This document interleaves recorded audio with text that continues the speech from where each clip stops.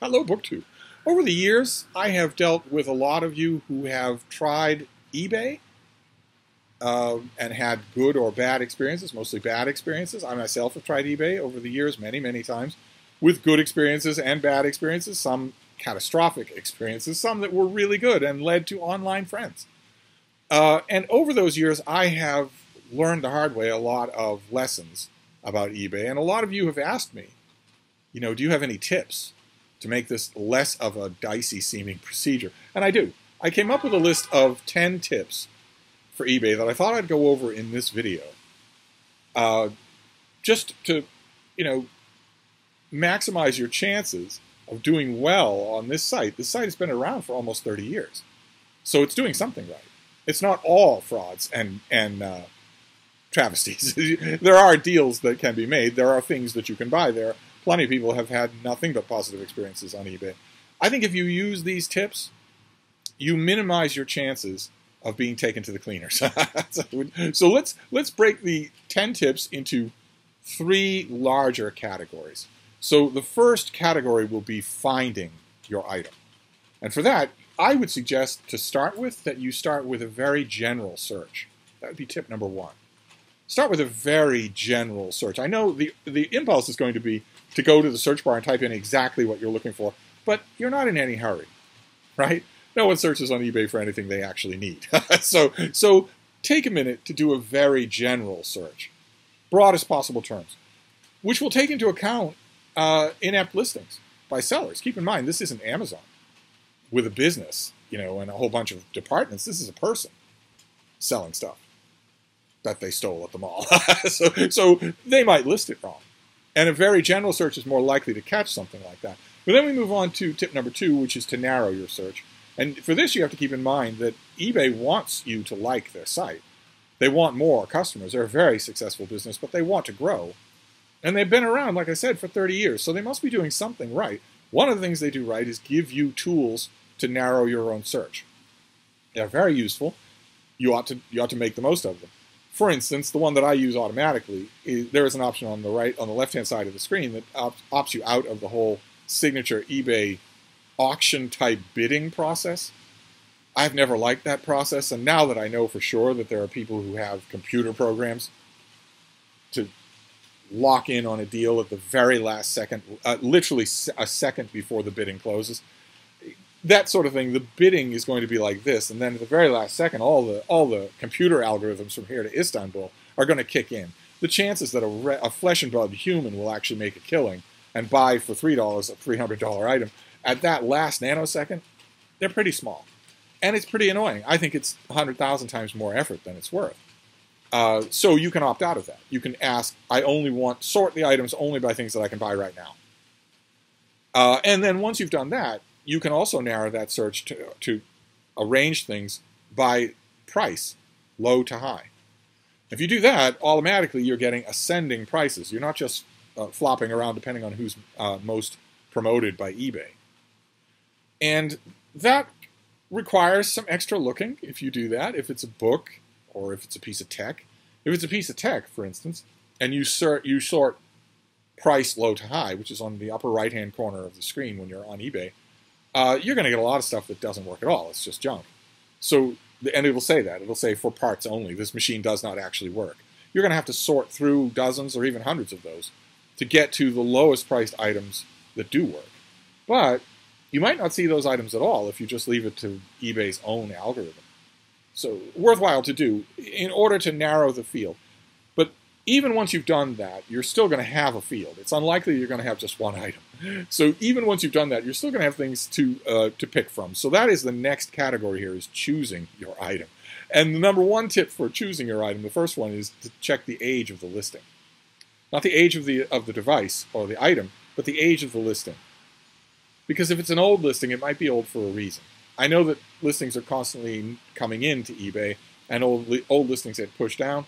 But if it's an old listing, you're unlikely to find a hidden gem. It's probably old for a reason. You might want to bury yourself in the fine print if you see that. The next one would be the completeness of the listing. Again, this will apply to tech. It would also apply to books in terms of the edition, the condition, the cover, all that sort of stuff. If it's tech, there's an even longer list.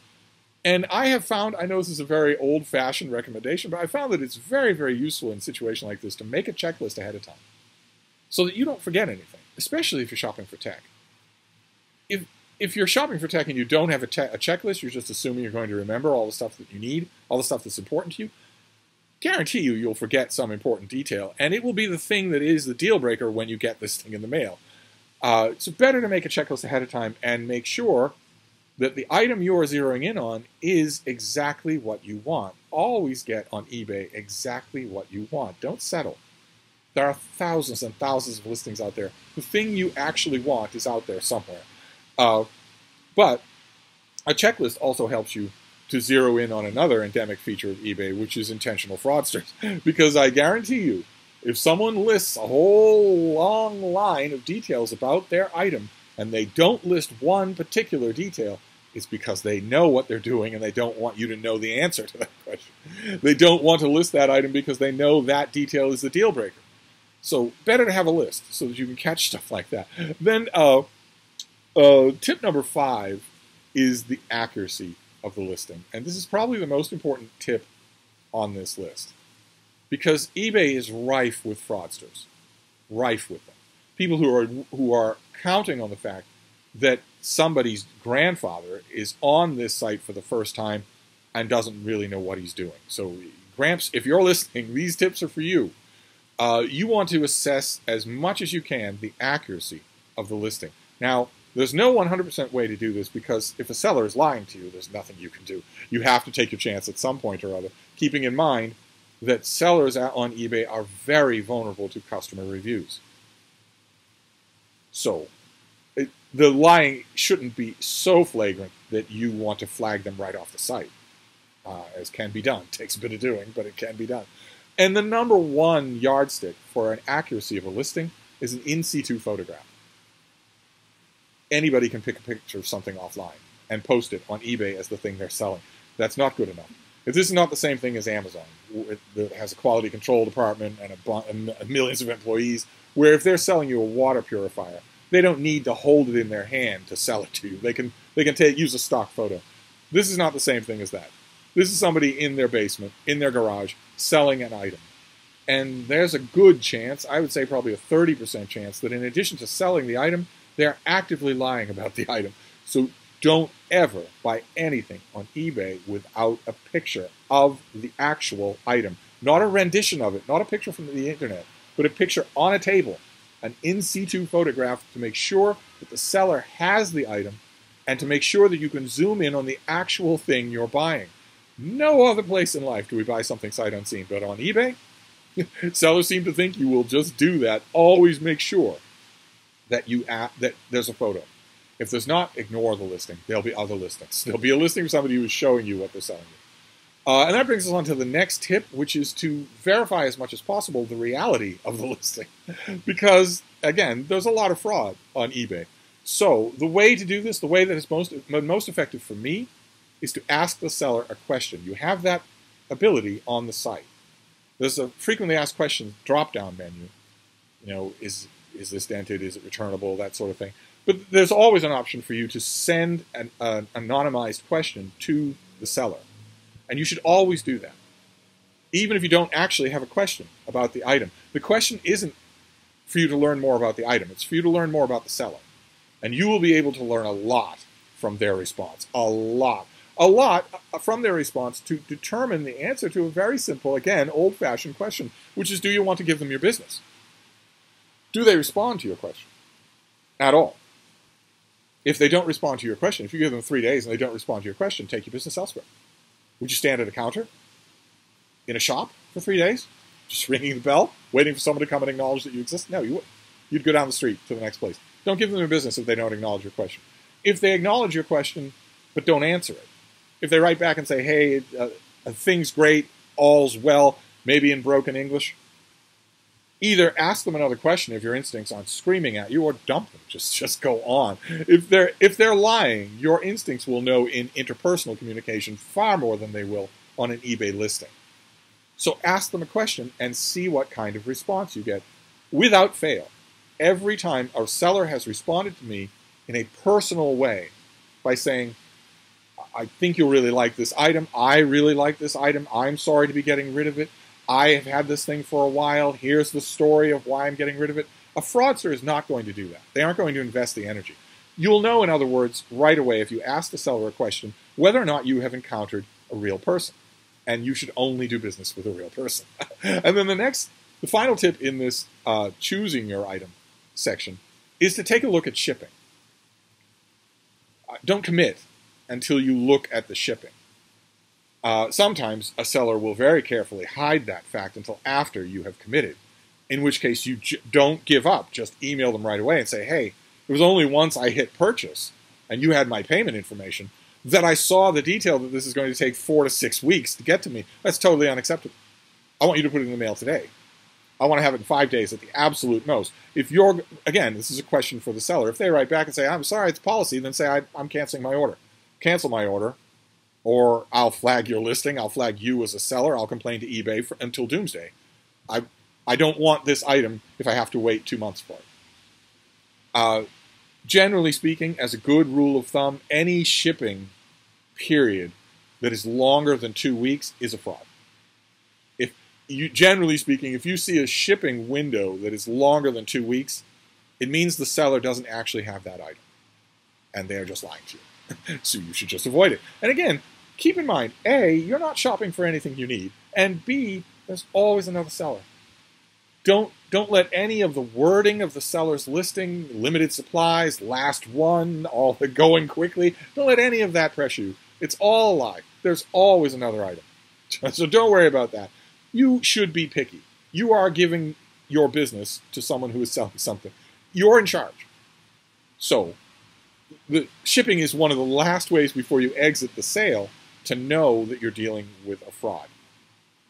Then the next, we'll finish up with the last grouping of tips, which is getting your item. And obviously, tip number 8 here, the most important one, the obvious one, would be, does it arrive? Does it arrive in a timely fashion? Does it arrive well packaged? Is it intact? When you open it, is it the thing you actually ordered? Down to the last detail. If it's not, well, then I want you to remember that sellers on eBay are extremely vulnerable to negative reviews.